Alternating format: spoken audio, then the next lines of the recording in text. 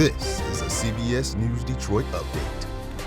Good morning, I'm Sandra Ali. Here's a look at some of the stories we're following for you on this Tuesday morning. You know, it's going to be a pain initially, but you're going to get used to it, and you know, it is what it is. Right? All of us, MDOT folks use the same roads, our families use it, we hear about it constantly. But the roadway needs it. It hasn't been rebuilt since it was initially built, maybe close to 35, 40 years ago. They're talking about the closure of the I-696 freeway. It's a big project. The eastbound lanes will close from Lassa Road to I-75. That starts this Saturday at noon. But MDOT officials say start right now trying out those possible detours. The Westland parents charged in the deadly shooting of their 5-year-old son will be in court today. Heather LeBlanc and Timothy Gravel are charged under Michigan's safe storage law. Police say last November, the 5-year-old found an unsecured gun in the house and shot himself.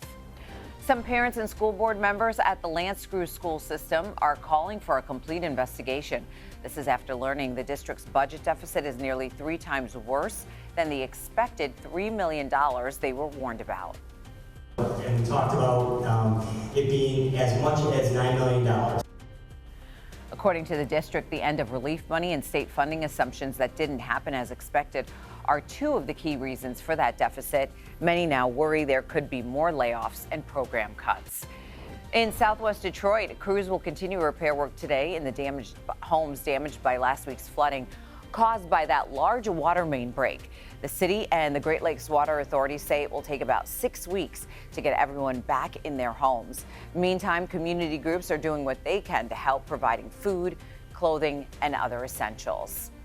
And stay off the ice. That's the warning this morning from the Coast Guard and local fire departments. With the weather warming up, officials say no ice should be considered safe to walk on, fish, or play on.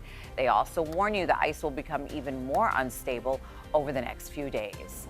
All right, and speaking of the weather, let's go ahead and check in now with next weather meteorologist Troy Bridges. How's it looking out there today, Troy? Good morning, Sandra. Today looking good once again. We are going to see a few light showers for the first half of the day. By noon, most of that's over with. We do warm to a high of 47 after starting off earlier this morning near 40 degrees. So a mild start, a mild afternoon with only a little bit of rain, not adding up to much, just a few light showers to lead to some wet roads for the next couple of hours. As we take you through it with the next weather futurecast, you can see a few light showers in green for Detroit and points south on into about the noon hour, and then most of it's over with after that. We'll see breaks in those clouds and some sun breaking through. Then a few changes tomorrow with a new area of low pressure. The models want to paint a little bit of snow here on the picture, but for the most part, we're going to see rain mixed in with a tiny bit of snow, certainly no accumulation. That's going to be for tomorrow through the day, and then by Thursday, a chance for a little bit more of that rain snow mix, again